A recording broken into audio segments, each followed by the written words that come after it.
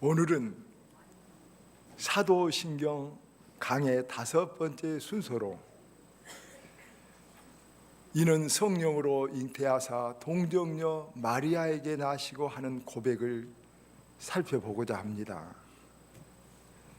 보통 사람들은 우리가 고백하는 이 말씀, 예수님이 성령으로 잉태하셔서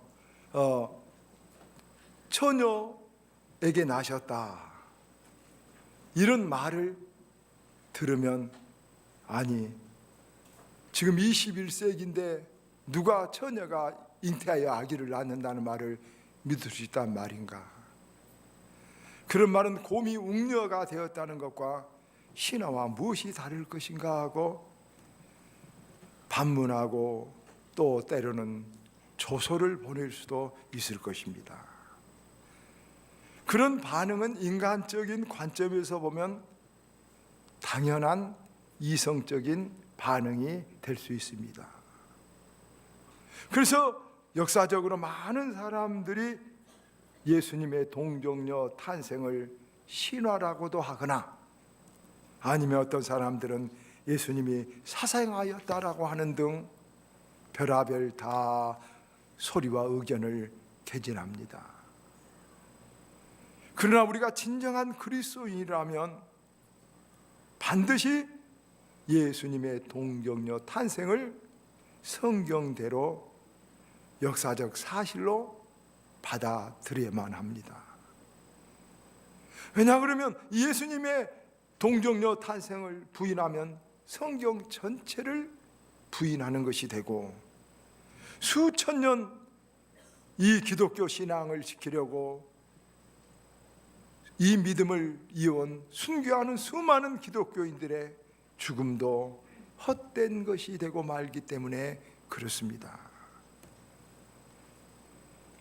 여러분, 그래서 바울은 고린도전서 15장에서 말합니다. 만약에 우리에게 부활이 없다면, 예수가 없다면 우리의 믿음은 헛것이요 우리가 가장 세상에 불쌍한 자리라.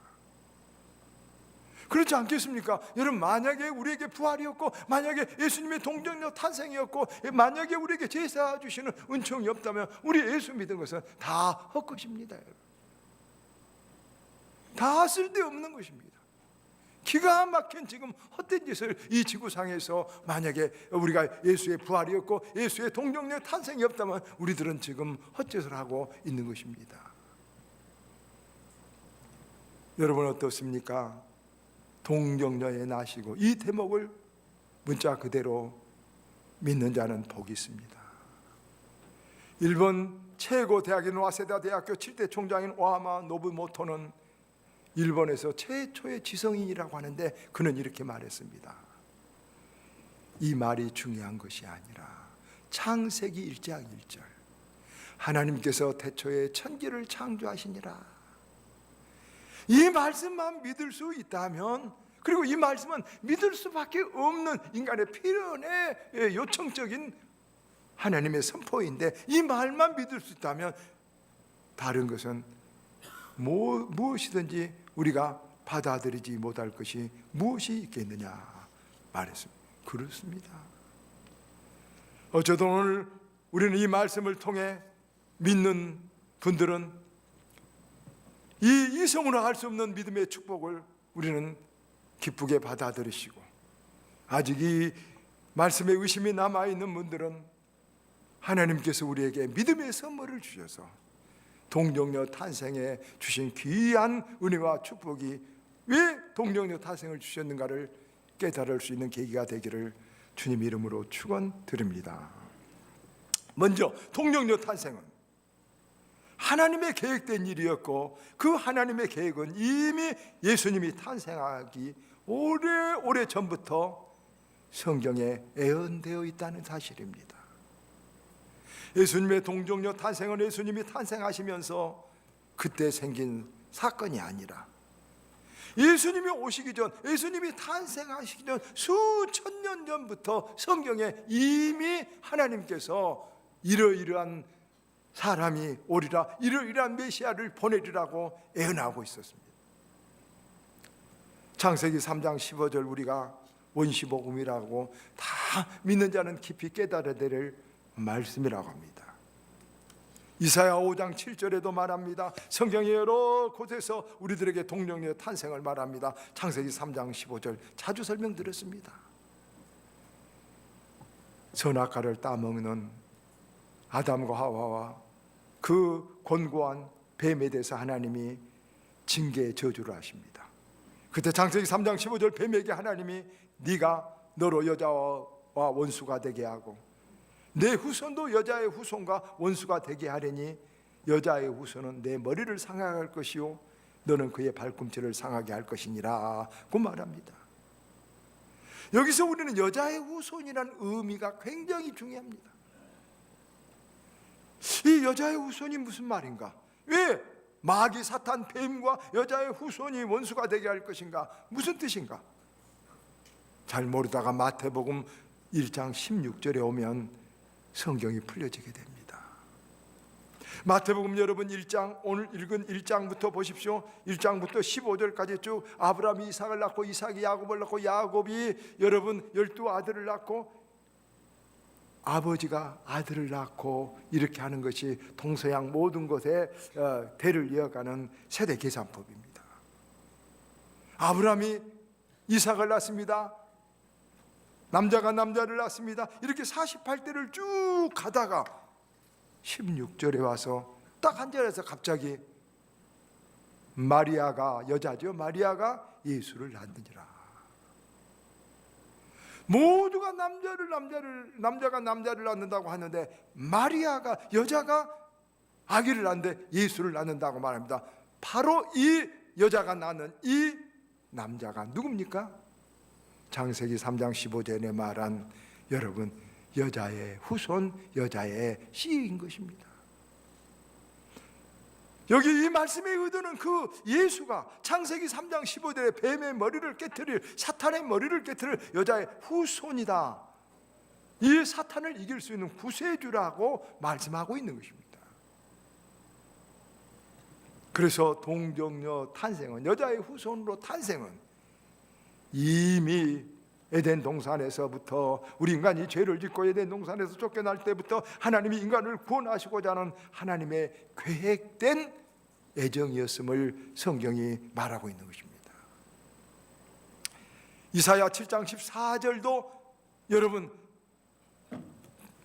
주께서 친히 징조로 너희에게 주실 것이라. 보라, 처녀가 잉태하여 아들을 낳을 것이니 그 이름을 임마누엘 하리라. 이 말씀도 여러분 2800년 전에 이미 예언된 말씀이었습니다.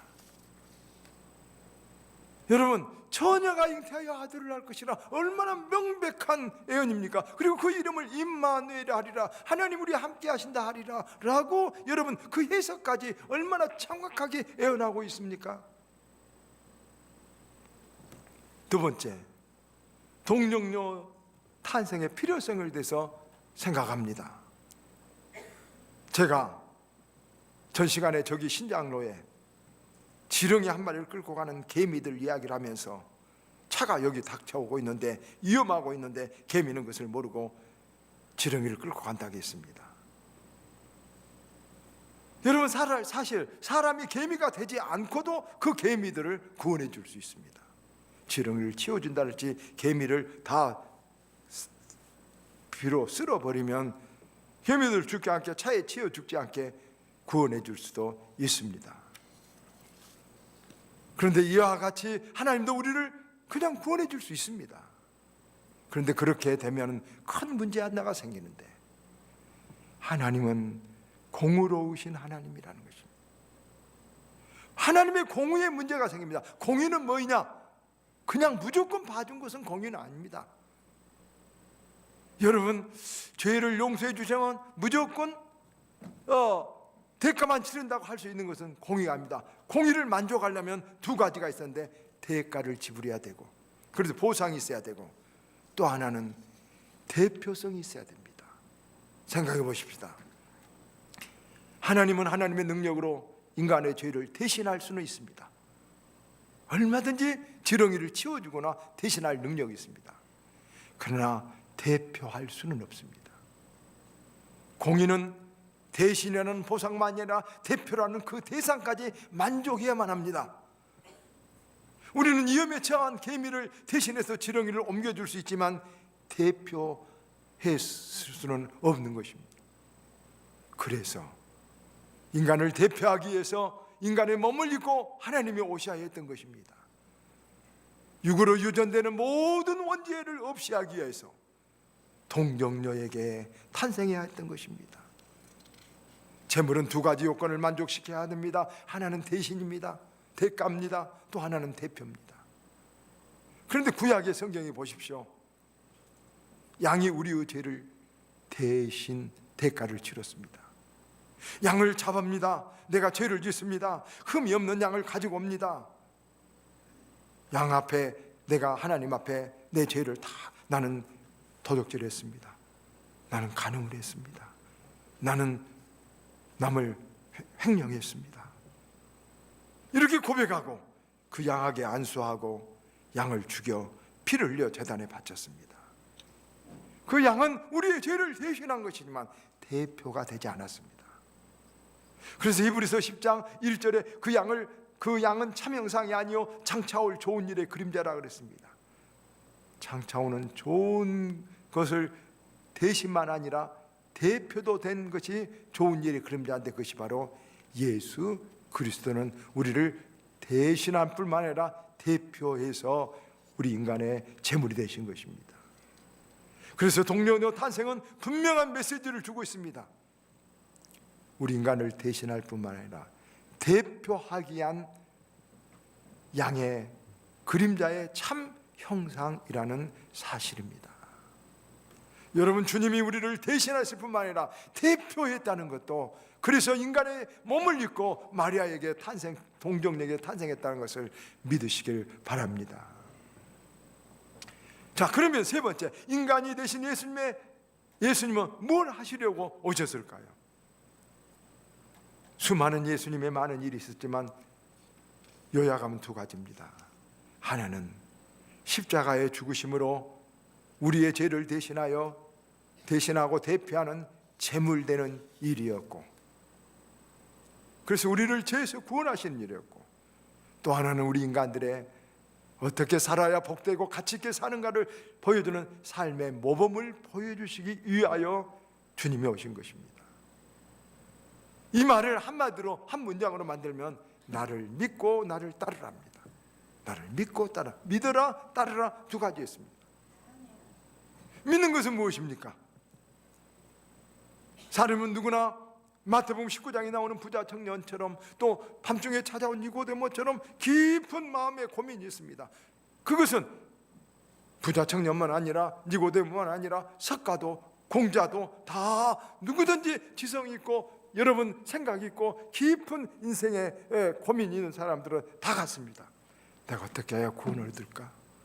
내가 어떻게 이 생로병사의 이 사슬에서 벗어날 수 있을까? 누구든지 갖는 고민입니다. 죽음 후에는 어떻게 될까? 나는 누구일까? 여러분, 이런 마음이 지성이 큰 사람일수록, 영원한 인생을 깊이 아는 사람일수록 절박한 이 외침이 인간 누구에게도 있습니다. 지금 이 자리에 있는 저와 여러분에게도 가장 여러 가지 절박한 인생의 일들이 많지만 가장 본질적이고 중요한 것이 무엇인 줄 아십니까? 나는 누구인가? 나는 어디서 왔다 어디로 가는가? 내가 어떻게 해야 구원을 얻은가? 그런 문제입니다. 여러분, 이 문제가 해결되고 이 욕구가 해결되지 않는 우리 인간의 어떤 축복과 어떤 여러분 환경도 우리에게는 진정한 행복도 없고 진정한 평안도 없는 것입니다. 생각해 보십시오. 오직 있으면 공자가 내가 아침에 그 도를 알면 저녁에 죽어도 한이 없겠다고 했고, 석가는 여러분 그 왕궁을 출가해서 생로병사 비밀을 알고자 몸부림했겠습니까? 누구든지 다 이 고민, 이 갈망, 어떻게 해야 구원을 얻을까? 내가 어떻게 죽음 후에 천국을 갈까? 어떻게 이 생로병사의 이 고통에서 벗어날까? 다 가지고 있습니다. 그런데 그래서 그 길을 만들려고 몸부림하는 수많은 사람이 있습니다. 한 사람도 그러나 그 길을 찾은 사람이 없습니다. 만든 사람이 없습니다. 그런데 주님은 이렇게 말씀했습니다. 주님이 하나님이 예수님을 보내신 이유가 여기 있습니다. 주 예수를 믿으라. 그리하면 너와 내 집이 구원을 얻으리라.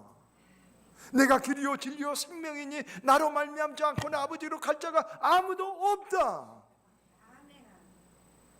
주님이 우리의 구원의 길이 되시려고 여러분 주님께서 인간의 몸을 입으시고 이 땅에 오신 것입니다. 그리고 우리는 지금 그 길 위에 지금 서 있는 믿음의 자리에 서 있는 것입니다. 우리는 지금 천국의 길을 우리가 닦지 않았습니다. 닦을 수도 없습니다. 그러나 길 되시는 예수님을 믿는 것이 그 길 위에 서고 그 길을 가는 것임을 믿으시길 바랍니다. 그래서 우리는 주님으로 말미암아 천국의 길을 가게 된 것입니다. 또 하나는 그러면 따르라는 것입니다. 주님이 이 세상에 와서 인간은 어떻게 살아야 되나, 어떤 인생과 하는 거, 뭘 하며 살아야 되는가에 할 우리의 모델이 되신 것입니다. 여러분, 예를 들면서 제가 말합니다. 원수가 있습니다. 인생을 살면서 원수 없는 사람이 누가 있습니까? 바보나 원수가 없습니다. 다 원수가 있습니다. 원수를 어떻게 하십니까? 세상의 생각은, 세상의 사상은 원수 찾아 산말리, 원수를 갚아야만 세상에서는 똑똑한 사람입니다. 내가 혼났으면 나도 그를 혼내줘야 똑똑한 사람이 세상이 가르치는 원수의 개념입니다. 그런데 갑자기 주님께서 오셔서 주님 마태복음 5장 33절에 폭탄적인 선언을 했습니다. 내 이웃을 사랑하고 원수를 미워하라는 말을 너희가 다 들었으나 나는 너희에게 이르노니 내 원수를 사랑하라. 오른쪽 뺨을 맞았으면 왼쪽도 대주어라. 이것을 코페르니쿠스적인 윤리의 전환이라고 말합니다. 아니, 원수를 복수를 해야 되는데 원수를 사랑하고 오른뺨을 맞았으면 왼뺨도 대주라고? 사랑하는 여러분, 그런데 그렇게 하는 것이 진정으로 바른 사람의 길인 것입니다. 주님이 이 길을 주님이 우리들에게 가르쳐주고 보여주셨습니다. 그래서 주님께서는 그렇게 말씀하시고 십자가에 죽으실 때도 여러분 아시지 않겠습니까? 침을 뱉고 발길로 차고 옷을 다 발가벗기고 뺨을 때리고 가시로 찌르는 그 사람들을 보고 주님께서 주여 저들을 용서해 주시옵소서. 말을 하지만 실천을 할 수 있는 사람들은 많지 않습니다. 그러나 주님은 그대로 우리들에게 그 실천의 길을 보여주셔서 그 참되게 사는 길을 보여서 우리가 그렇게 사는 것이 아름다운 인생임을, 복된 인생임을 한 주님께서 보여주신 것입니다. 그렇게 사시기를 바랍니다. 우리는 이 세상 또 풍조가 뭡니까? 권세를 잡아서 누가 크냐고. 그렇습니다. 누가 더 크냐? 그것은 주님 제자들이 서로 누가 더 크냐고 다툴 때 주님은 대야에 물을 떠서 제자들을 앉혀놓고 제자들 발을 씻겨주십니다. 그러면서 말하십니다. 이와 같이 너희도 서로 발을 씻겨주고 서로 섬겨라고 말합니다. 세상의 풍조는 뭡니까? 세상의 사상은 뭡니까? 마귀의 사상은 뭡니까? 네가 섬김을 받고 네가 높은 사람을 됐고 네가 다른 사람을 지배하고 네가 갑질을 하는 것이 세상에서 잘 살고 성공하고 훌륭한 일이라고 말하는데, 예수님께서는 참된 인생의 길은, 참된 사람은 섬기는 것이 목표고 섬기어 산다고 말하고 있는 것입니다. 여러분, 우리의 목표는 무엇입니까? 여러분의 목표는 무엇입니까? 섬기는 것입니다. 사도 바울이 배웠다는 가마리엘이라는 랍비가 이스라엘에 유명한 랍비가 있습니다. 그에게 이런 일화가 있습니다. 이 가마리엘이 결혼 축제에 초대를 받았습니다. 근데 그때 몹시 추운 겨울날 밤에 마차를 타고 초대한 집으로 갔습니다.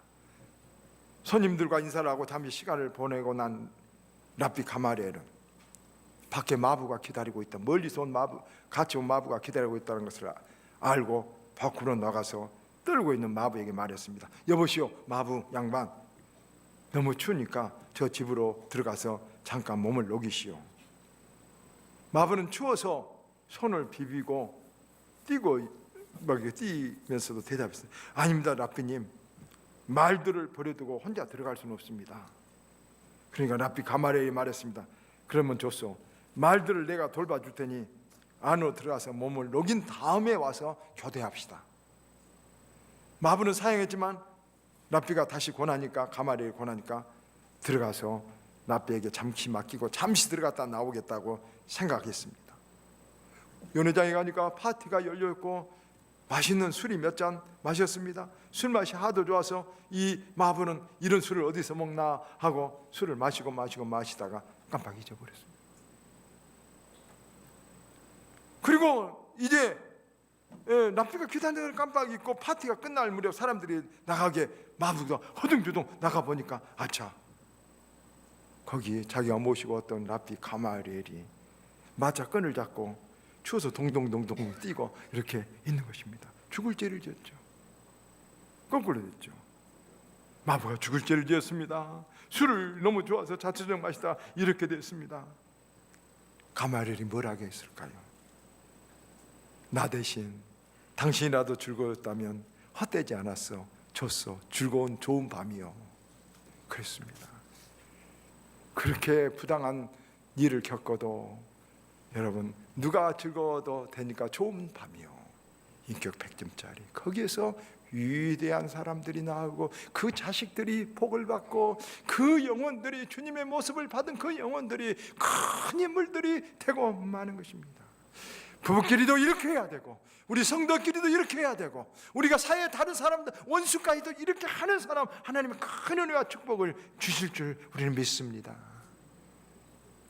죽음도 마찬가지입니다. 세상 사람들 다 죽음이 두려워서 무서워서 벌벌 떱니다.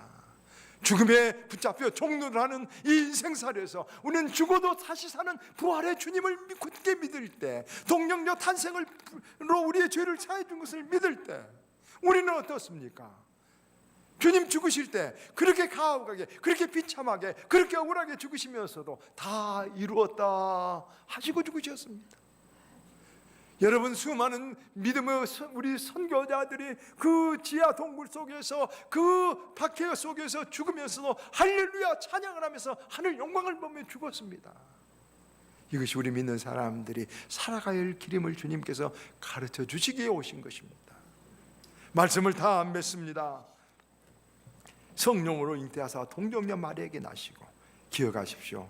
동정녀 마리아가 탁 날 때 생긴 것이 아니라 수천 년 전부터 애언된 하나님의 계획 속에서 징조로서 우리들에게 이것이 메시아, 예수가 동정녀에 난 사람이 메시아라는 것을 징조로 범상한 일상이 아닌 징조로 우리에게 가르쳐 주긴, 징조를 받으시길 바랍니다.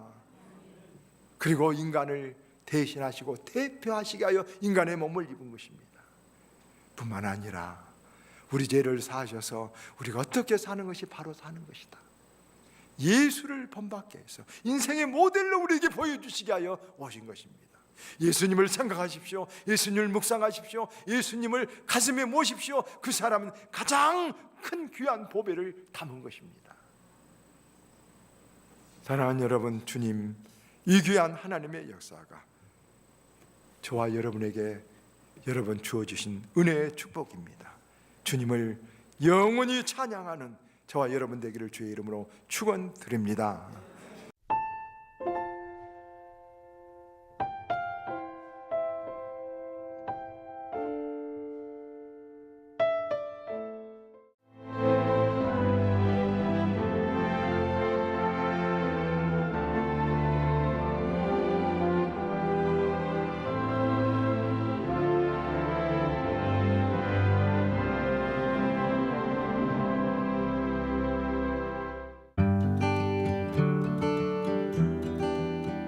아름다운 천사섬, 대한민국 바다공원 신안.